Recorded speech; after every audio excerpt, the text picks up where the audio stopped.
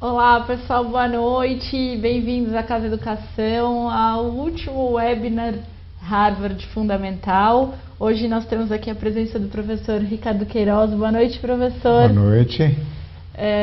Hoje temos um tema bem polêmico, como lidar com política no trabalho. O professor Ricardo é professor da GV na área de Relações Humanas, tem estudos na área de Comunicação e Psicologia, especialista nessas comunicações interpessoais aí tão importantes no nosso dia a dia no trabalho e na nossa vida também.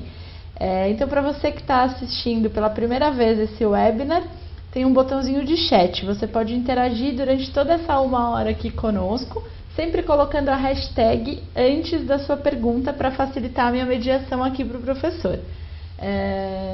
Se você estiver assistindo gravado, as suas dúvidas podem ser encaminhadas para academico@casaeducação.com.br.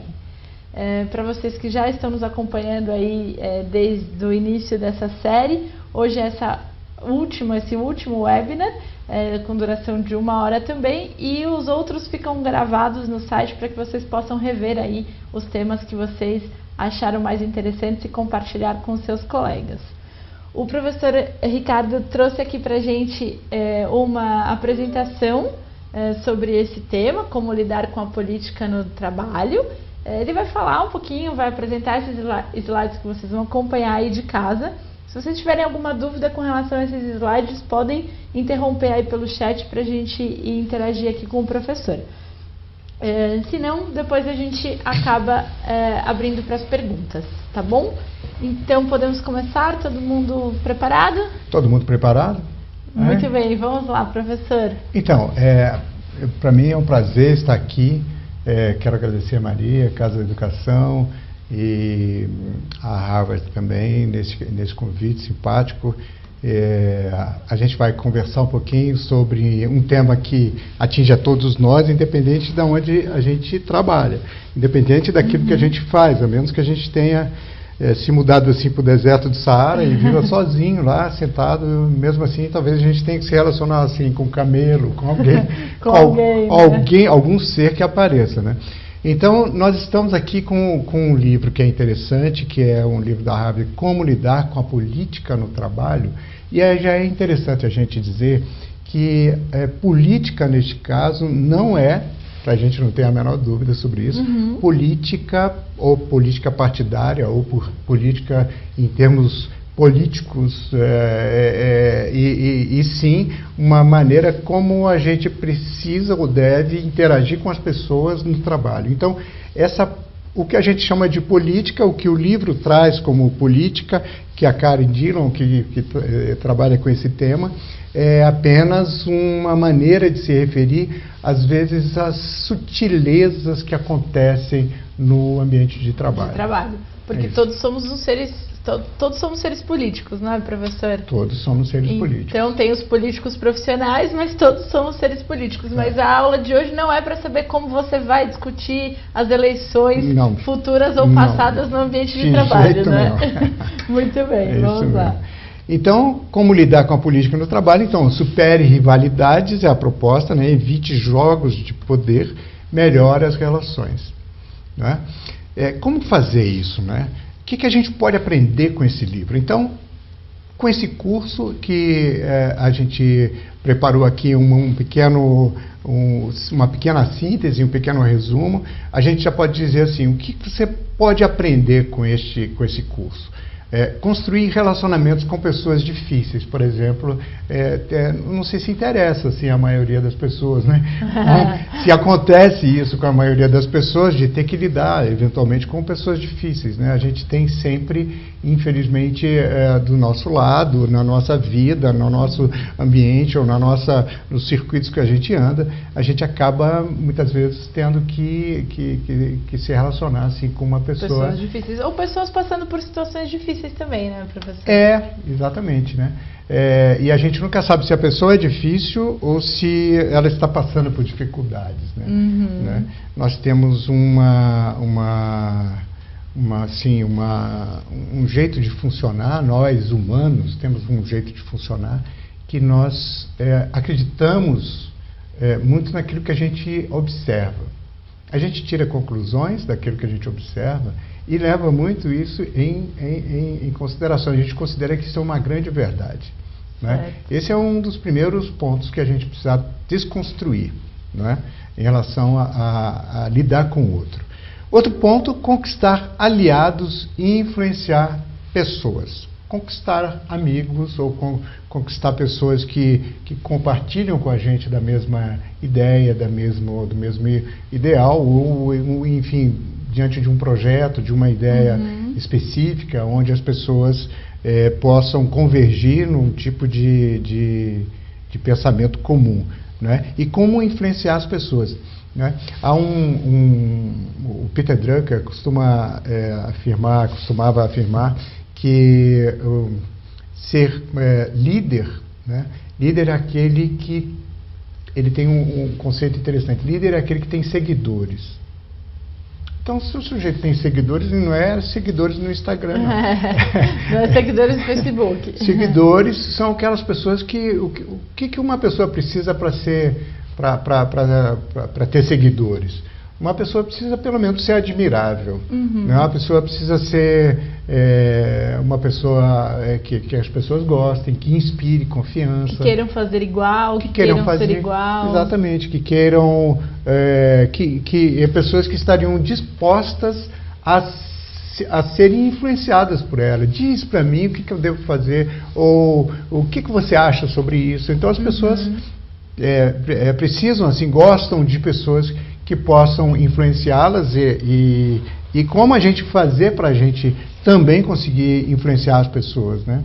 Outro ponto, encarar conversas difíceis, porém construtivas. Não sei se já aconteceu isso com você, de eventualmente você precisar conversar com pessoas, precisar conversar, por exemplo, dar um feedback para uma pessoa, que esse feedback pode ser um feedback bastante difícil, por exemplo, dizer que algo saiu muito errado, que precisa ser refeito, que precisa ser mudado completamente, por exemplo. Isso pode se caracterizar uma conversa difícil, mas, porém, com um objetivo muito construtivo, né? A partir dali, uma pessoa pode encarar um outro caminho, não é?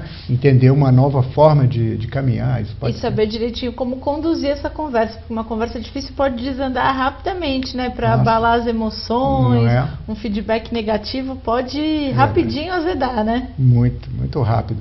E as pessoas têm um pouco de dificuldade nisso, né? Quando pergunta assim em sala, quem tem dificuldade com feedback? Muitas pessoas levantam. Não, eu gosto de dar feedback quando ele é um feedback de reforço, assim, né? Que aí você dá os parabéns para uma pessoa, é bem mais gostoso, mais legal. Você acertou, parabéns. Sim, olha, isso promover alguém, que você fez foi ótimo nisso, nisso e nisso. Olha que bom, né? E agora, dizer aquilo que às vezes é necessário dizer é um pouco difícil, requer um pouquinho mais de habilidades. De habilidades, exatamente. Lutar por recursos também, como usar a sua maneira de se comunicar para se associar, para se aliar pensamentos, alinhar pensamentos com pessoas que podem ajudar, por exemplo, na obtenção de recursos para determinados projetos, por exemplo. Muitas vezes você tem um projeto super interessante, como é que você faz a venda desse projeto? Como é que você convence, mostra, como é que você faz a venda desse projeto para o diretor, para o gerente, para uma equipe? Sim, né? Isso é super fundamental, né? E se você não tem a habilidade de construir isso, você também pode fazer um bom trabalho que não seja percebido também, não seja percebido, não seja desejado, não seja percebido, e você faz o que com esse projeto, né? Não faz nada, então dá o projeto para alguém poder vender no seu lugar, e essa pessoa vai se promover, por exemplo, né? Com o seu valor, né? Então isso também a gente vai trabalhar. Ascender na hierarquia sem criar desavenças é outro ponto. Como crescer numa organização, numa equipe, conseguir galgar novas posições, sem que isso signifique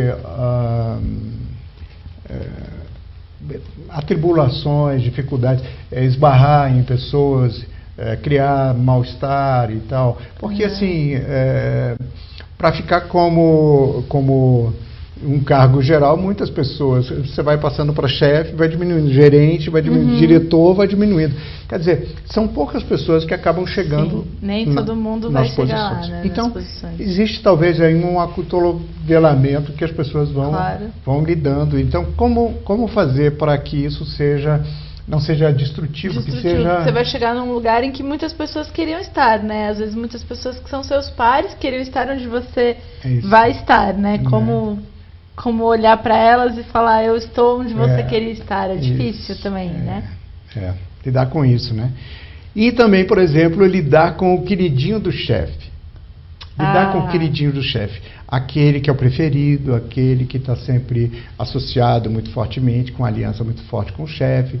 E também a gente pode entender esse como aquele indivíduo que você não pode confiar, porque tudo que você falar, ele vai contar para o chefe. Como lidar com isso, né? Como lidar se você é o queridinho do chefe, né? E se você é o queridinho, né? Como fazer para isso não... Porque o chefe pode gostar de você, você pode ter uma grande afinidade com o seu chefe e você ainda assim será colega dos outros, né? Claro, Como é que você vai conviver com isso e quais são os cuidados que são necessários nessa hora, né?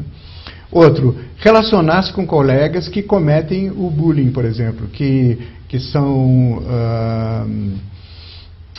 pessoas que fazem piadinhas. Fazem piadinhas. Sabem que tem um negro na equipe, ou um homossexual na equipe faz piadinhas. Discriminam. Fazem aquele comentário desagradável. Assim, como lidar com isso, né? Às vezes o comentário é sobre um colega, né? Às vezes é sobre você mesmo, né? E quem sabe você é o sujeito que costuma fazer isso também, né? Como lidar com isso, né? O que a gente precisa aprender para a gente melhorar a nossa performance, o nosso jeito de funcionar com as pessoas, né? Outro ponto, relacionar-se com panelinhas, né? Como lidar com as panelinhas. A famosa rádio peão, a famosa reunião da Copa. Reunião da Copa. Ou quando você vai para uma empresa nova, Maria, você se muda para... Chega lá e tem uns amiguinhos que já são amiguinhos e que e vão te receber cheio de reticências, vão te olhar, mas quem é você? Quem é você? O que você tá será que você vai mudar a nossa química aqui, que já funciona tão bem? Que já funciona tão bem. Eu falava sempre quando entrava alguém que é igual quando você muda de cidade, seus pais te trocam de escola. Né? Se alguém passou por isso, vai lembrar que é exatamente como a gente chega numa empresa nova, né? É exatamente como a gente chegava quando trocava de escola. Já tinha aquele grupinho, já tinha aquelas pessoas. É sofrido pra gente, né? Demora pra gente achar o nosso grupinho, né, exatamente. Professor? E aí vai depender, por exemplo, do temperamento do indivíduo, né? Tem pessoas que são mais introvertidas, pessoas que são mais extrovertidas, né? Então uma pessoa pode ter mais facilidade, pode ser mais proativa no sentido de buscar as pessoas, de se encontrar com as pessoas, iniciar um relacionamento, iniciar um contato. Tem pessoas que têm mais facilidade. Para essas, algumas coisas são mais fáceis, mas também elas podem invadir, por exemplo, um espaço, elas podem andar mais rapidamente do que seria o necessário. Calma lá, você não é dos nossos ainda, venha devagar. Né? Não queira chegar sentando na janelinha, né? Já vai sentar na janelinha. E tem aquele que também tem um temperamento introvertido. Para esse também um pouco, ele tem dois lados. Todos nós temos características que são positivas e outras não tanto.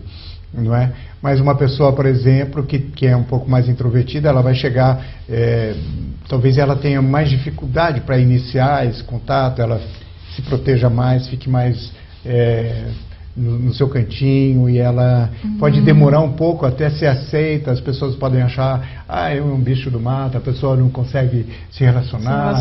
O que está acontecendo? Ou muito metida, né? Por que ela é tão metida que não veio falar com a gente, né? Porque as pessoas são máquinas de interpretar coisas, né? Então as pessoas interpretam, nós seres humanos interpretamos coisas o tempo todo. O tempo todo. E a gente vai criando histórias também, né? A gente olha, fala, aquele é o grupinho, mas nem sempre é, né? Pois é. E é assim, Maria, a gente, diante dessa possibilidade da gente criar histórias e criar interpretações e imaginações, a gente cria também uma possibilidade de um julgamento muito antecipado sobre as coisas, né? E o pior é quando a gente acredita nisso, né? Aparece uma coisa que parece que é, talvez seja, então é. Né? O caminho parece, talvez seja, então é. Talvez seja, então é, a gente já determina. A gente já começa de um ponto que pode estar completamente equivocado. Né? Então, outro ponto, reivindicar o reconhecimento dos seus méritos. Não é? Quantas vezes estamos num ambiente de trabalho, fazemos um trabalho legal, as pessoas se dedicam, fazem um projeto legal e não são reconhecidas pelo seu chefe. Né? Não são reconhecidos pelo seu líder, nem pela equipe, pelos colegas. E a pessoa que se dedicou, ficou 2, 3 noites viradas e se dedicou mais do que os outros, né?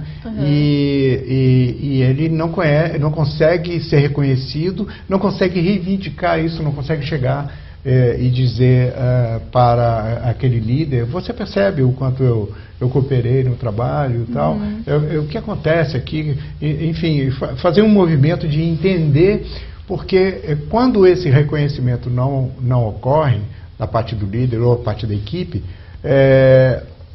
e pode ser um hábito daquele tipo de empresa, ou daquela cultura, daquela cidade, ou daquele país, né?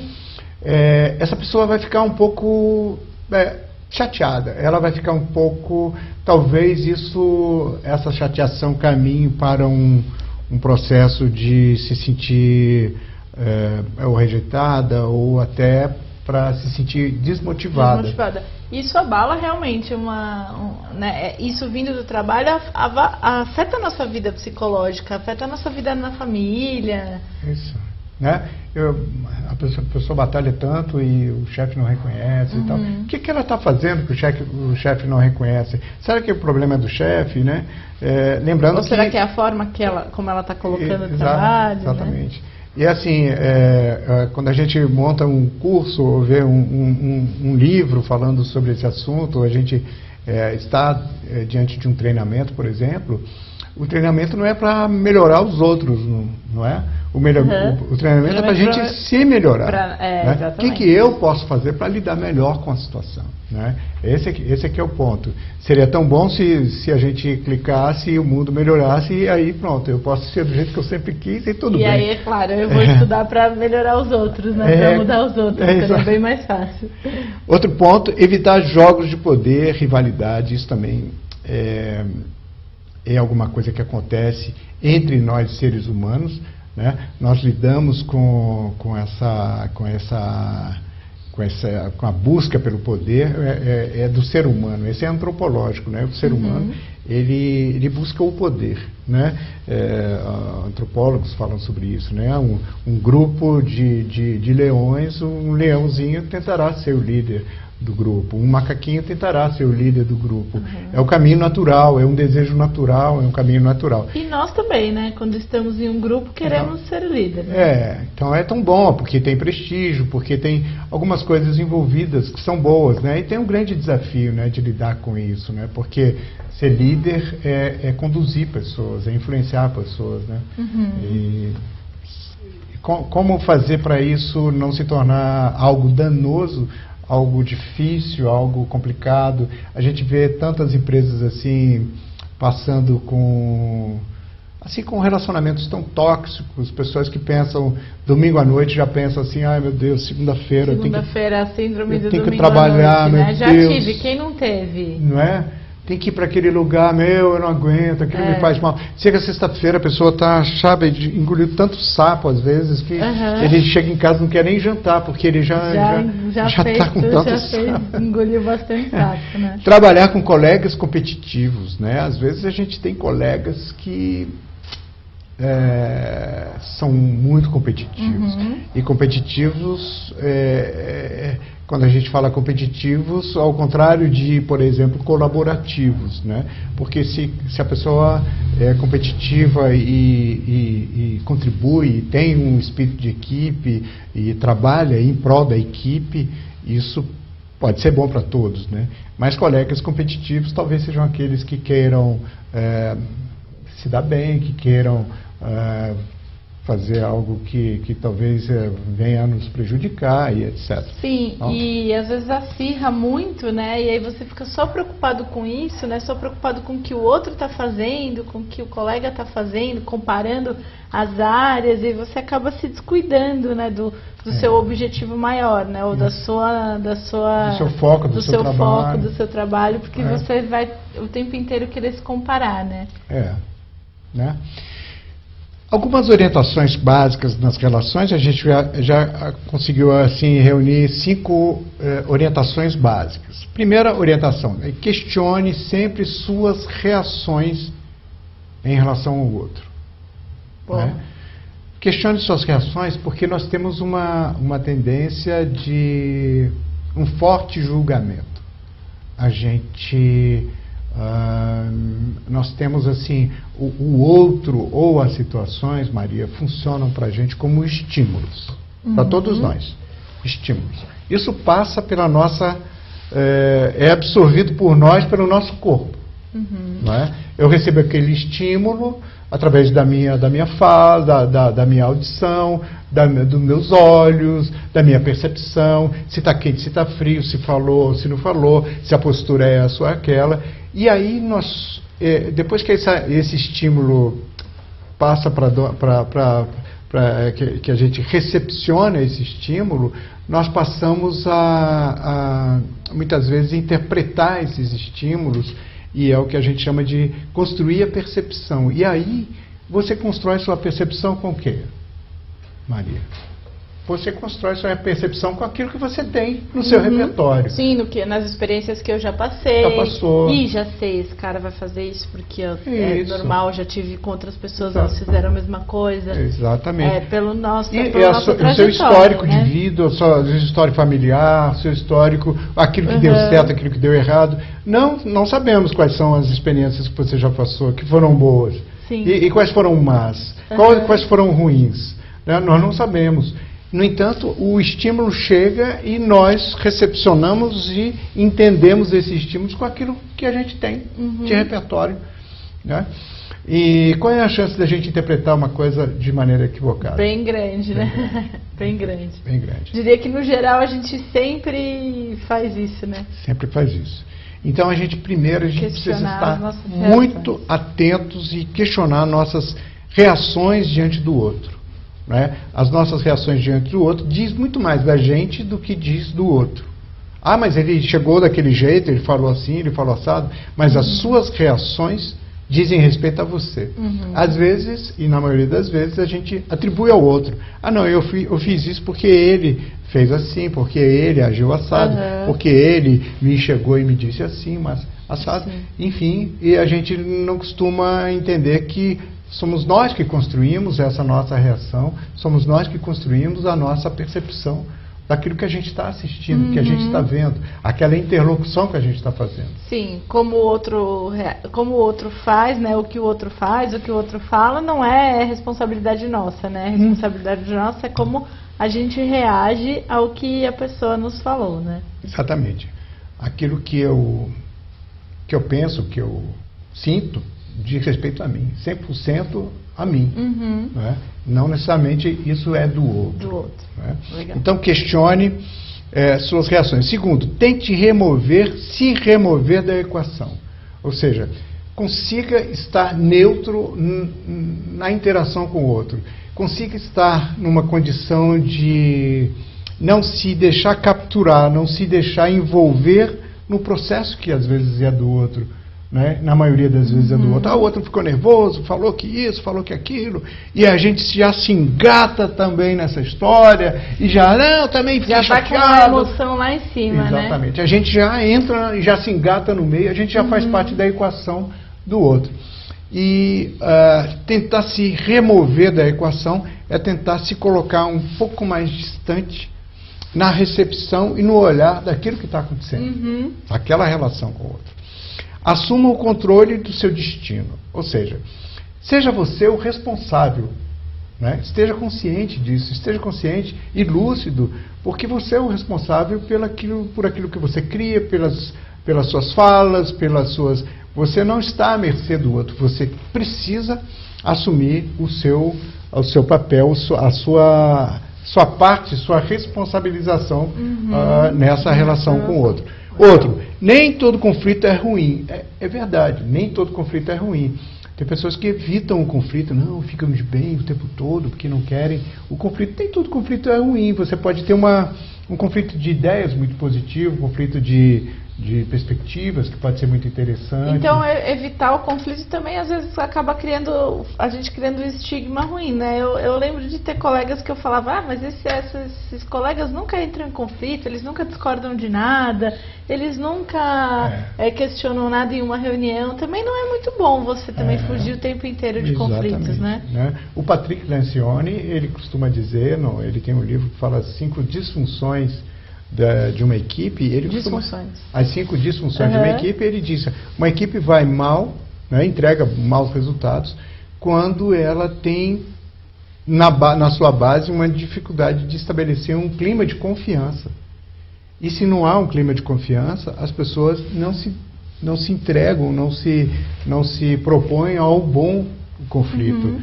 A discussão de ideias, as pessoas se omitem. As pessoas dizem, eu não vou falar, porque uma vez eu falei, levei uma resposta atravessada. Sim, tem muito disso, né? Eu não sei o que vão falar. Depois eu vou ficar marcado se eu falei. Exatamente. O que está acontecendo na base? Falta de confiança. Falta de confiança. Né? Porque se você tem confiança de que você pode propor uma ideia, que você pode conversar sobre algo, você não tem medo de se colocar, que aquilo que você coloca será bem-vindo, né? Será bem recepcionado. Né? E o quinto, permaneça calmo. Né? Parece fácil, né? Não é, todo mundo sabe. É difícil às vezes permanecer calmo quando o clima está começando. Então existem maneiras de você não entrar no processo de perda do seu equilíbrio emocional, ou ao primeiro sinal de entrada nesse caminho, que muitas vezes é um caminho sem volta, um caminho tenso de discussão, por exemplo, ou desequilíbrio emocional, a gente conseguir fazer um recuo estratégico, dizer, ei, alto lá, pera, vamos tomar um café, dou uma paradinha, vamos conversar, vamos... Pera que eu vou pegar uma água para você, vamos zerar as emoções aqui. Vamos ali para fora, vamos tentar começar de novo, eu acho que não me coloquei bem, etc. E aí tentar zerar e começar essa conversa de novo, né? Esse é sempre o melhor caminho também. Sempre o melhor caminho, né? E alguns desafios que são comuns nas organizações, e isso também é trazido pela Karen Dillon nesse livro Como Lidar com a Política no Trabalho. E ele diz o seguinte, que existem os desafios, ele coloca como 4 grandes desafios. Primeiro, relação com o chefe. Não sei se isso é um desafio. Claro que é. É o maior desafio, a relação, né? com o chefe. Como lidar com o chefe. Nem todos os chefes são tão legais ou do jeito que a gente quer, do jeito que a gente espera. Tem chefes que são mais duros, outros são mais flexíveis, outros são mais amáveis, outros são, enfim. E a gente precisa entender o chefe como uma questão separada, assim, também, não é? Precisa entender o que a gente está vendo nesse chefe, o que a gente está esperando. Tem a ver também com o que a gente cria de expectativa, né? O que você pode estar projetando nesse chefe, né? É verdade. Temos aqui uma pergunta com relação a isso, professor, do Kleber. Ele diz o seguinte, eu trabalho numa multinacional e o meu head sabe menos do que eu. E como lidar? O head sabe menos do que eu. Essa pergunta, qual é o nome? O Kleber. Diz que o head sabe menos do que ele e ele, claro, não tenta, né, não ser arrogante. Como lidar com... Então, é interessante, né, porque não necessariamente aquele que está acima da gente, que é o diretor, é o head, enfim, aquele que está acima, ele precisa dominar tecnicamente todas as áreas. Né? Existe com certeza algum tipo de talento para a gestão, para essa pessoa estar ali, né? Com certeza existem outras características, como uma visão mais estratégica ou uma capacidade de lidar com a equipe, enfim, para essa pessoa estar ali, né? Então, nós fazemos uma trajetória e um olhar, às vezes, muito focado naquilo que a gente tem nas mãos, que é a minha capacidade, aquilo que eu sei, aquilo que eu entendo, não é, Kleber? Mas esse é um caminho nosso até atingir, por exemplo, um cargo de gestão, de gerência, e a gente pode aprender isso, a gente pode ver isso, por exemplo, no Rancharan, que trabalha com a ideia do pipelines da liderança, e ele fala, por exemplo, que é uma trajetória da gente partir da nossa posição de técnico, por exemplo, ou engenheiro, técnico, aquele que executa o trabalho, que sabe o trabalho, não é? Ele faz uma trajetória até se transformar naquele indivíduo capaz de começar a liderar pessoas, não é? E ele precisa adquirir determinados skills, ou determinadas competências para ele conseguir passar a fazer menos da parte técnica e começar a fazer uma parte de gestão, de cuidados com pessoas, de atender, de ensinar as pessoas. Não é? E esse é uma trajetória que onde cada passagem dessa, em cada momento da carreira, o indivíduo precisa aprender algumas competências que não são necessariamente as competências técnicas, né? E ele precisa avaliar se a equipe dele também é competente tecnicamente, né? Eu tinha um chefe que dizia que ele não poderia ser o melhor da equipe dele em determinados assuntos. Que as pessoas que realmente tocam o operacional deveriam entender mais do que ele. A habilidade dele estava em saber escalar quem eram as pessoas responsáveis naquele momento, ter confiança que as pessoas dariam os retornos necessários, né? Para ele quando ele precisasse, né? Então eu lembro disso, que às vezes eu tentava mostrar para ele alguma coisa que eu fazia, porque aí ele dizia, mas eu não preciso aprender, eu preciso confiar que você está com a tarefa em dia quando eu precisar dela, mas eu não preciso saber fazer, né? Isso, Kleber. Isso, Kleber, acho que tem que tentar achar por esse caminho aí, viu? E se a gente olhar para a história recente, Steve Jobs, né? Ele tinha essa fala, né? Eu preciso contratar engenheiros, ele não era engenheiro, eu preciso contratar pessoas que entendam melhor do que ele, muito mais do que eu, não é? Então Steve Jobs, ele estabelecia alguns critérios para o design daquele produto e esperava que os engenheiros que sabiam muito mais de eletrônica e de design técnico, de placas e tal, pudessem dar conta disso, né? Então, isso também acontece. A gente precisa compreender que são skills, são competências diferentes. Não sei se respondo para você assim, Kleber. Relação com colegas também, que muitas vezes é um grande desafio, né? Desafios políticos dentro da empresa e desenvolvimento das habilidades. Vamos ver cada um desses. Então, relação com o chefe. Já ajudamos um pouco o Kleber aí. Kleber, se a gente não ajudou, continua aí perguntando pra gente. Com certeza. Então, o chefe ausente. O chefe ausente é aquele que, por exemplo, ele é muito ocupado, ele não consegue lidar bem com a equipe, ele não consegue lidar bem com o tempo dele, não marca reuniões com antecedência, ou até um desorganizado pouco com o próprio tempo, né? Ou às vezes é um indivíduo que é introvertido, por exemplo, que é um pouco mais reservado, né? E ele talvez seja percebido como um chefe ausente. Como lidar com isso, né? Você como funcionário, né? Como lidar com isso? O que você pode fazer para interagir melhor com esse chefe? O chefe controlador, aquele que talvez não pareça que não confia tanto em você, aquele que quer saber, você já tem experiência, né? Já está careca de saber isso e ele te controla, ele quer saber os detalhes, abre aí a planilha, eu preciso ver. Olha, mas eu faço isso há 2 anos já, mas eu preciso ver, me manda o relatório antes, tal.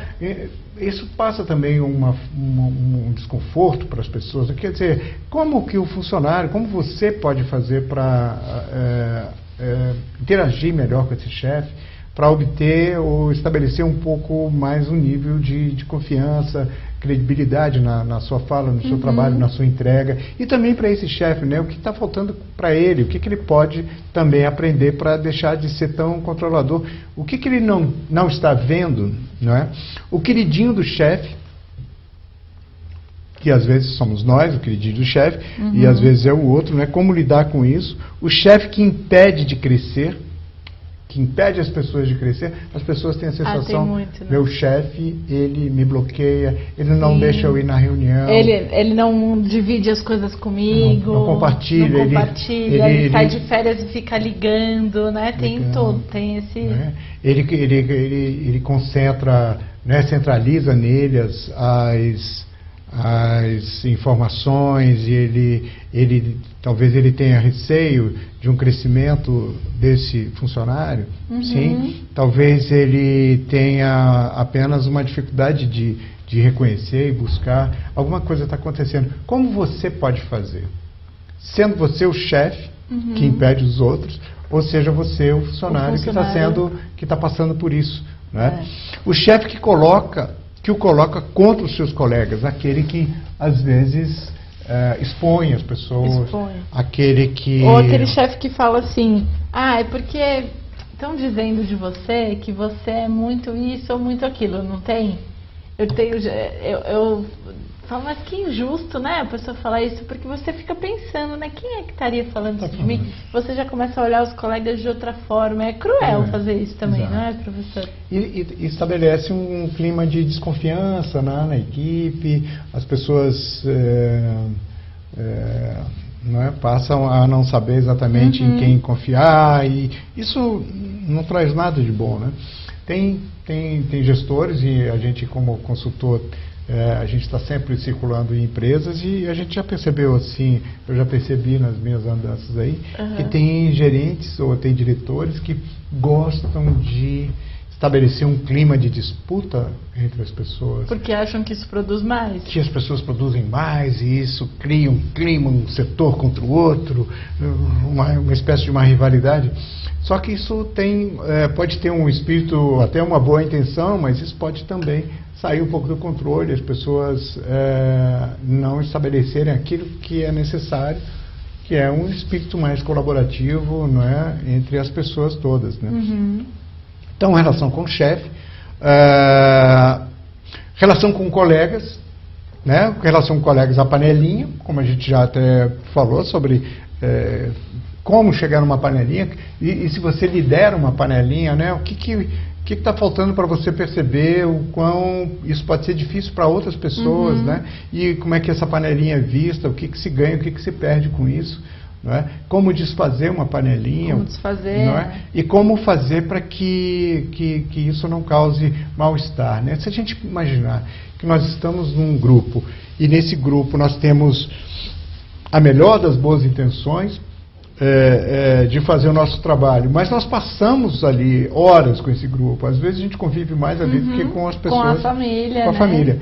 Assim, por que manter um clima ruim, né, de panelinha, de disse, né, que necessidade é isso? O que acontece, né? O intimidador, né, tem sempre o mandão, aquele que as pessoas têm medo de falar com ele, o agressor é aquele que se impõe. Talvez quando ele era pequeno, ele era aquele que batia nos meninos mais fraquinhos, ele era o mandão, né? O que acontece, né? Como é que ele pode se inserir melhor no processo da empresa? O ladrão de créditos, aquele que você mostra um projeto, ele, que legal esse projeto. Você dá uma ideia e aí deixa eu ver melhor, que legal, e aí ele faz aquele rouba, e ele vai lá, antes de mais nada, e apresenta essa ideia para o chefe, ou ele diz, pois eu tive uma grande ideia, já que você não vai participar da reunião, ele levanta aquilo como uma grande ideia. Eu já vi a minha ideia ser apresentada numa reunião. Jura? Então. Juro.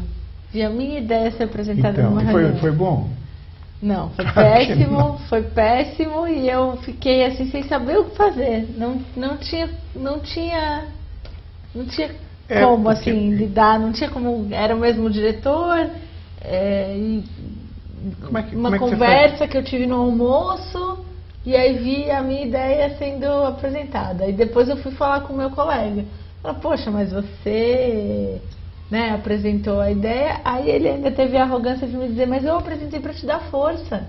Depois eu vou falar que a ideia foi sua. Depois, eu apresentei então para te dar uma força.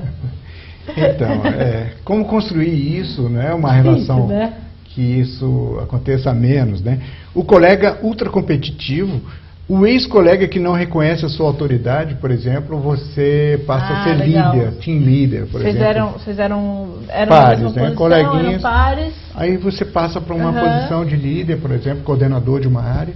E o coleguinha simplesmente, não, você é meu chapa. Imagina, estava aqui com a gente outro dia, aqui na Copa. Não vou fazer, não. E você não consegue se colocar muitas vezes, né? O que falta, né? O que precisa aprender para isso, né? Passa pela assertividade, pela capacidade de se fazer entender, né? Desafios políticos dentro da empresa. Eu estou acompanhando, nós temos ainda 10 minutos. Temos aqui alguns minutinhos ainda. Tá. Desafios políticos dentro da empresa. Então, no livro também, a Karen Dillon, ela coloca sobrevivendo às festas da empresa. Excelente, agora fim de ano, hein? Já aproveita e pega essas dicas. Então, por exemplo, as pessoas que vão numa festa não sei se já aconteceu com você, né? Que você vai numa empresa e você já viu isso acontecer, que as pessoas vão para uma empresa, vão para a festa de fim de ano, bebem todas, fazem coisas, filma-se tudo, posta-se tudo, e depois na segunda-feira você está lá e você nem lembra daquilo que aconteceu. Ou porque bebeu demais. O caso do ano passado mais recente foi a pessoa do Salesforce, né? Que foi vestido, se fantasiou com uma fantasia pejorativa, assim, a fantasia tinha partes obscenas à mostra, assim, como... uma fantasia. Uma fantasia, e o diretor do Salesforce foi... Não, o diretor, não foi o diretor, foi o gerente, e aí o diretor falou, mas eu não vi nada de mal, aí foi demitido também. Foi demitido também. Quer também. dizer, a pessoa... É um cuidado que eu preciso entender, né? Ela não está ali entre amiguinhos particulares, coleguinhas. Ela está a trabalho. Numa festa de trabalho você tem pessoas que você gosta, pessoas da sua convivência, mas ali é um momento institucional ainda, né? Que é um momento que as pessoas têm cargos diferentes, pessoas têm interesses diferentes, né? A gente precisa ter muito cuidado nessa hora, né? Ela fala assim, por exemplo, a diversão forçada ou oportunidade de fazer contatos. Porque também pode ser um momento em que você vai estabelecer um contato com uma pessoa de um outro setor que você não levantaria, apertaria o botão do elevador para ir lá no setor dela para falar assim, eu queria tanto te conhecer, mas por quê? Né? Mas numa festa, sim, numa festa você conversa, você amplia um pouco a sua rede, isso pode ser interessante, né? Enfrentando as ondas de demissão. Né? Tem aquela onda de demissão. Eu trabalhei numa empresa que de vez em quando era assim, quinta-feira, já começava assim, você está sabendo da lista? Tem uma lista, a lista sai na sexta, a lista dos demitidos. Nossa, que terror que era, a gente tinha que ficar ali, meu Deus, será que o meu nome está na lista? Quem será? Né? Por que foi? Né? E se a empresa está enfrentando ondas de demissão, assim, o que você pode fazer? Você vai ficar esperando chegar a sua vez? O que você pode fazer? Então, ela propõe, crie um novo papel para si. O que você já pode criar de espaço para você, que você não viu, não está criando ainda, está, de repente, se acomodado numa caixinha, feliz, tranquilo, e, de repente, as coisas estão se aproximando de você. Né?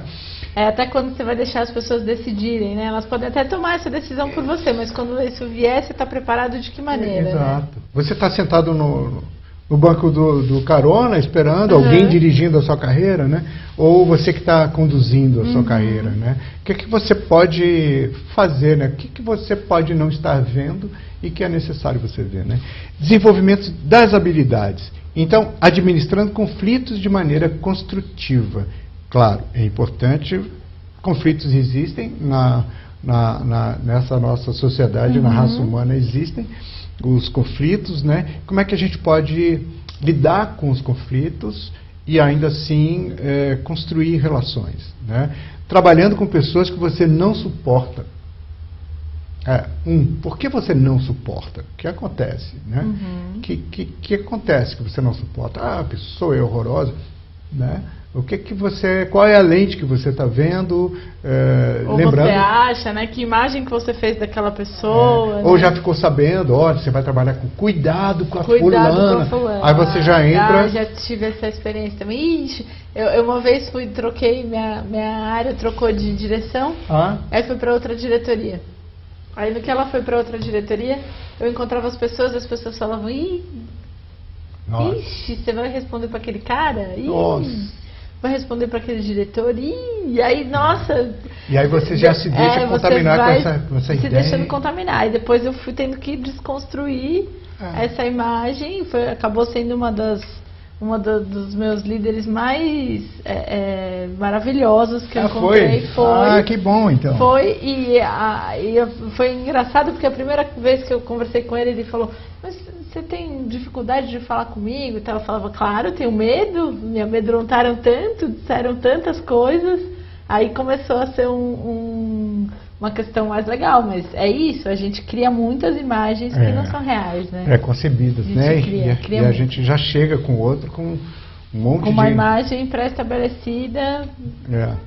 Trabalhando com pessoas que você não suporta, conduzindo conversas difíceis, formando alianças, né? Como é que você estabelece alianças com as pessoas, né? O ideal é que você consiga conversar com todas as pessoas, né? Pessoas diferentes de você e tal. Né? Aqui eu não sei se temos ainda 5 minutinhos. Eu tenho uma ideia de trabalhar assim, só falando um pouquinho mais nesse nosso breve encontro aqui, conduzindo conversas difíceis. Então selecionei, acho que todo mundo já teve que ter uma conversa difícil um dia, né? Então, conduzindo conversas difíceis é esse nosso momento agora. Vamos lá. O que para começar caracteriza uma conversa difícil? Se você parar para pensar. O que é uma conversa difícil? Conversa difícil é o quê? Tecnicamente difícil? É uma conversa que, eu não entendo tecnicamente, então ela é difícil? Uma conversa que você está sendo cobrado por alguma tarefa? Uma conversa que você vai precisar falar de dinheiro? Não é? Poderia ser uma reivindicação, para falar de dinheiro, pode ser uma reivindicação super justa. E super justa. Né? Onde que está a delicadeza? Onde que está a dificuldade? Conduzindo conversa difícil. Onde que está a dificuldade? Então, já para a gente começar a entender, uma conversa difícil, ela é difícil porque nós a concebemos como difícil. Nós concebemos tanto um quanto o outro, concebe essa conversa como uma conversa difícil. E se ela é difícil, possivelmente ela tem a emoção ou algum tipo de sentimento envolvido. Medo, algumas características. Vamos falar sobre, por exemplo, o medo, que é mais comum nas conversas, quando as conversas são difíceis. Então, medo de quê, por exemplo? Uma pessoa que vai conversar com uma outra, ela pode, por exemplo, ter medo de perder o emprego. Eu tenho que falar uma coisa para o meu chefe, é difícil, eu tenho medo de perder o emprego. Medo é uma sensação, medo é um sentimento, um tipo de emoção que nós temos e que nos mobiliza, não é? Então nós caracterizamos essa conversa como uma conversa difícil. Outro, medo de ser mal interpretado. Não, eu tenho que falar uma coisa com a Maria, mas é tão, uma coisa delicada, então eu tenho medo de ser mal interpretado. Aí eu considero essa conversa como uma categoria conversa difícil. Medo de ser hostilizado, se eu falar e ela não gostar, ela pode... E medo de perder o controle. E se eu for conversar e a pessoa não gostar e começar a discutir comigo? E se eu for perder na cabeça? E se esse negócio azedar a conversa? Né? E se eu perder o controle disso? Não é? Então não vou entrar, então eu tenho uma conversa difícil. E de parecer, por exemplo, indelicado, de entrar num assunto muito delicado, e medo de piorar as coisas, por exemplo. Né? Então quando a gente fala sobre conversa difícil, normalmente existe um diálogo interno, alguns diálogos, 3 diálogos internos, que estão naquele momento funcionando na cabeça daquela pessoa que se entende diante da necessidade de ter uma conversa difícil. Então, primeiro, diálogo interno, que é um pensamento, que é o diálogo do julgamento. O que será que ele vai achar? Será que ele não? Ele é difícil. Nossa, ela vai vir com 7 pedras na mão. Eu vou dizer, ela vai rebater. Muitos pensamentos que julgam o outro, julgam até o acontecimento necessário, que é o foco. Acabam prevendo antes, né, o que vai acontecer. A gente se antecipa. E se antecipa, às vezes se antecipa errado, né? Exatamente. Pode ser que eu tenha, ao sentar com você, uma grande surpresa. Né? Mas se antecipar um pouquinho é bom, né? Para você criar algumas alternativas. Eu vou conversar tal assunto com o Ricardo. Aí eu vou pedir um aumento para o Ricardo. Se o Ricardo disser que não vai me dar esse aumento, eu vou falar isso aqui para ele. Se ele disser que vai me dar o aumento, eu vou dizer isso aqui para ele. Não é mais ou menos... Se preparar um pouquinho para as reações do outro também é bom, mas não pode criar Quando a gente fala de julgamento, a gente está falando de um tipo de preparo contaminado com a emoção. Contaminado antes com a emoção. Ele não vai querer porque ele não gosta de mim. Tá. Ele não vai me dar o aumento porque ele gosta da fulana. Ficar criando um medo antes. Outro diálogo dos sentimentos. Legal. Será que ele reconhece o meu trabalho? Será que eu mereço? Será que eu sou... Não é? Que esse negócio... Ele percebe o tanto que eu me dediquei. Diálogo da identidade. Quem sou eu para pleitear isso? Não é?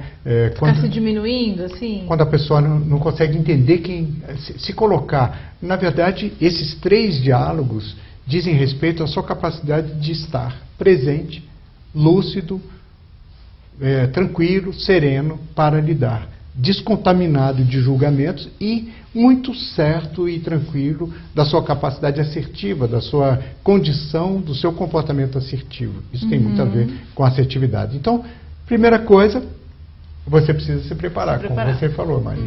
Você precisa se preparar. E preparar,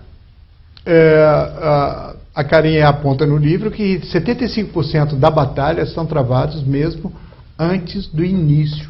Porque você precisa se preparar. Você trabalha, você vê as alternativas, você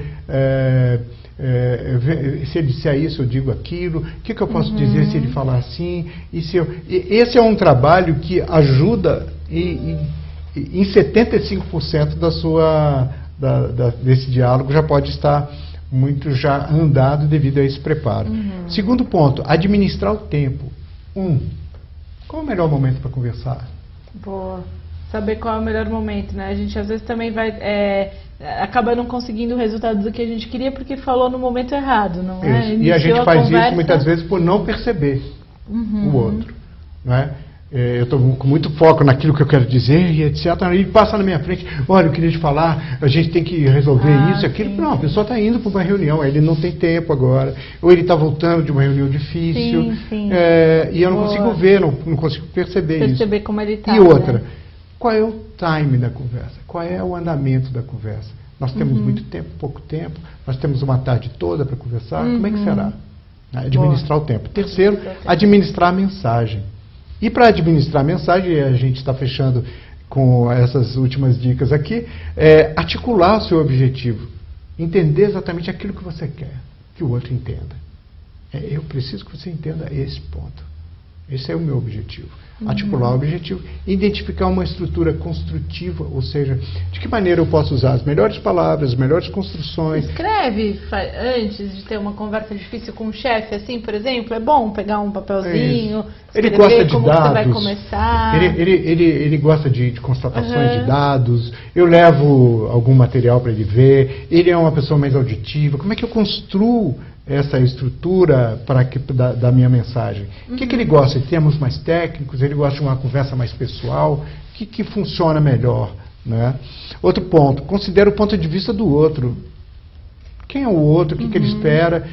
Se eu chego e digo para ele, olha, eu estou precisando disso, daquilo, porque eu, e o outro pensa assim, eu não preciso disso, quem é você, a empresa não precisa e etc. Sim. Quer dizer, qual é a perspectiva? Por que eu estou passando por isso aqui, aguentando você falar tudo isso, né? Você está com foco muito voltado, sem perceber qual é a perspectiva do outro. Saber ouvir o outro. Então, aí uma escutativa, uma capacidade de se silenciar para ouvir um pouco o outro.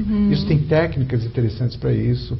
Mantenha o foco na questão a ser trabalhada. Às vezes a conversa vai entrando em caminhos tortuosos, comum, né? Mais uma vez. Você não lembra no ano passado, naquela reunião? Não, aquela reunião foi por isso, foi por aquilo. E aí acaba daqui a pouco você está lá falando de outras coisas e não está com foco. Então cuidar para o foco, está sempre. Aceitar a responsabilidade, não tentar vencer.